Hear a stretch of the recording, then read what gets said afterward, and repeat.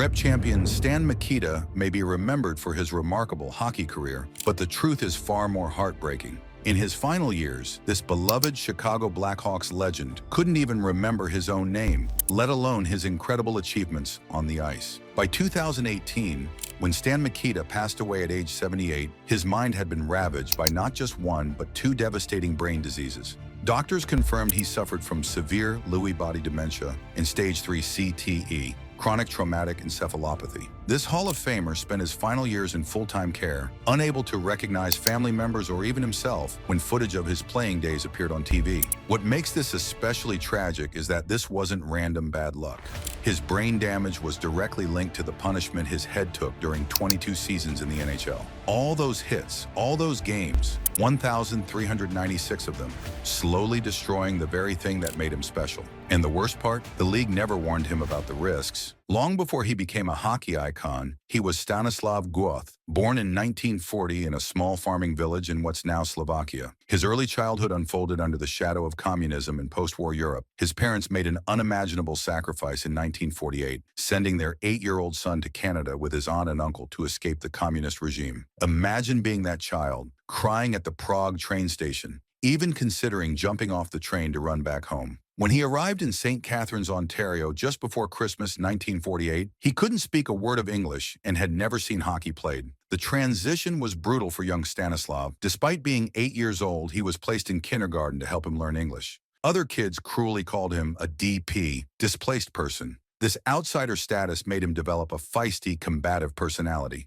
But sports became his bridge to acceptance in this new world. After excelling at soccer initially, he discovered street hockey, learning basic English words like puck and stick. The Chicago Blackhawks spotted his talent when he was just 13. By 16, he was starring for the Saints, Catharines TPs, eventually being named Canada's best junior player. In 1959, Mikita became a full-time NHL player with Chicago, the only team he would ever play for. Despite his relatively small 5 feet 9 inches frame, he compensated with exceptional skill, speed, intelligence, and fierce competitiveness. While his rookie season showed modest offensive numbers with just 8 goals and 18 assists, his 119 penalty minutes revealed his tough, fearless approach. In his second full season, he played a crucial role in Chicago, capturing their first Stanley Cup in 23 years in 1961, leading the league with 6 goals during the playoffs. The early 1960s saw Mikita emerge as perhaps the best center in hockey. Teammate Bobby Hull called him the NHL's smartest player and pound for pound, the greatest hockey player who ever played.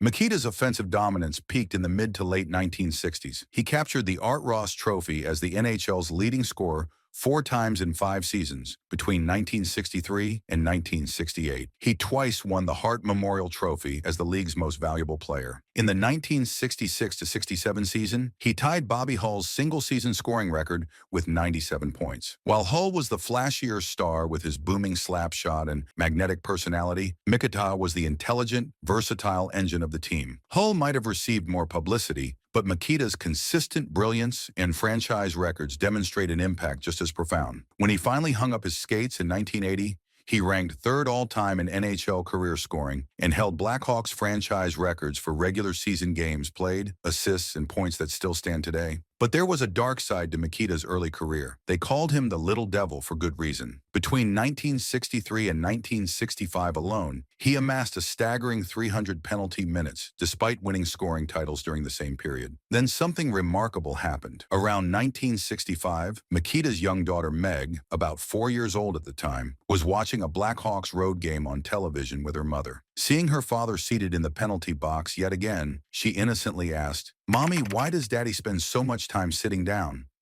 Why doesn't he sit with Uncle Bobby and Uncle Kenny?" When Mikita heard about this question, it struck him deeply. He realized the example he was setting for his children and recognized that spending time in the penalty box wasn't helping his team. He made a conscious decision to change his approach to the game. The transformation was stunning. His penalty minutes dropped from 154 in 1964-65 to just 58 the following season. Then remarkably, he recorded only 12 penalty minutes in 1966-67 and 14 in 1967-68. This newfound discipline earned him the Lady Byng Memorial Trophy for sportsmanship in both those seasons. What makes this achievement truly historic is that Mikita won the Lady Byng, while simultaneously capturing the Hart Trophy and Art Ross Trophy in both the 1966-67 and 1967-68 seasons. He remains the only player in NHL history to achieve this triple crown of the league's top awards in the same season, let alone in consecutive years. But Mikita wasn't just innovative in his playing style. He revolutionized hockey equipment as well.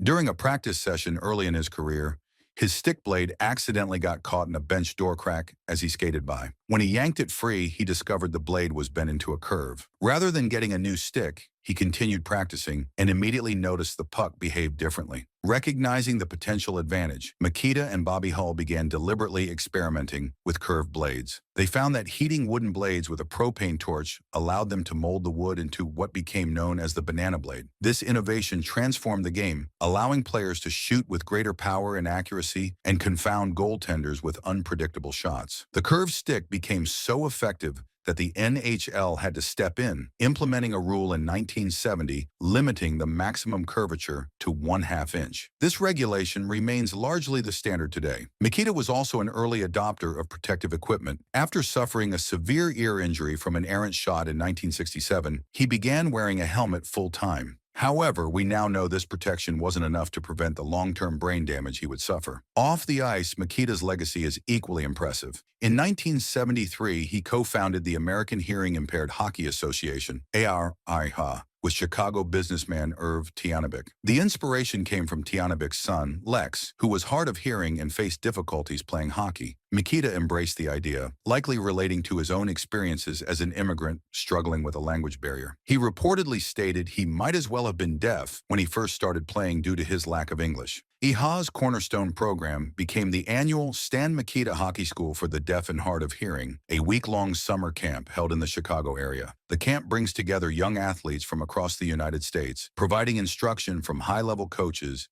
and creating a supportive environment free from communication barriers. The impact has been profound, serving thousands of athletes over its 50-plus year history and becoming the primary pipeline for players representing the United States in international deaf hockey competitions. But in 2015, the hockey world was saddened to learn that Mikita had been diagnosed with suspected Lewy body dementia. His condition deteriorated rapidly, leading to severe memory loss that eventually erased his recollection of his remarkable life and career. His wife, Jill, described his state as his body functioning, but his mind completely gone. Before his illness advanced too far, Mikita made a conscious decision to donate his brain for research upon his death. With characteristic humor, after visiting researchers in Boston in 2013 for baseline testing, he told his daughter, "I told them they could have my brain, but not yet. I'm still using it." Following his death in 2018, researchers confirmed he had both Lewy body disease and stage 3 CTE. His diagnosis placed him among a growing list of former NHL players found to have CTE, including his longtime teammate Bobby Hull, who was later confirmed to have the same condition. This final contribution to science may be Mikita's most important legacy. His high profile raised awareness of the risks hockey players face and reportedly influenced his friend Bobby Hull to make a similar commitment. Stan Mikita's journey from Stanislav Goth, a frightened immigrant boy, to a Hockey Hall of Famer and community hero represents one of the sport's most compelling stories. His 22-year career with the Blackhawks showcased his brilliance as a player. His personal transformation from penalty box regular to sportsmanship exemplar revealed his character. His innovation with the curved stick changed hockey forever. Even as his memory faded, his influence remained profound. The NHL will always remember his statistics, but they must also remember what the game took from him in return. As Mikita himself once said, "By now I thought for sure I'd be forgotten. Instead, I'm still being remembered. How lucky can a guy be?"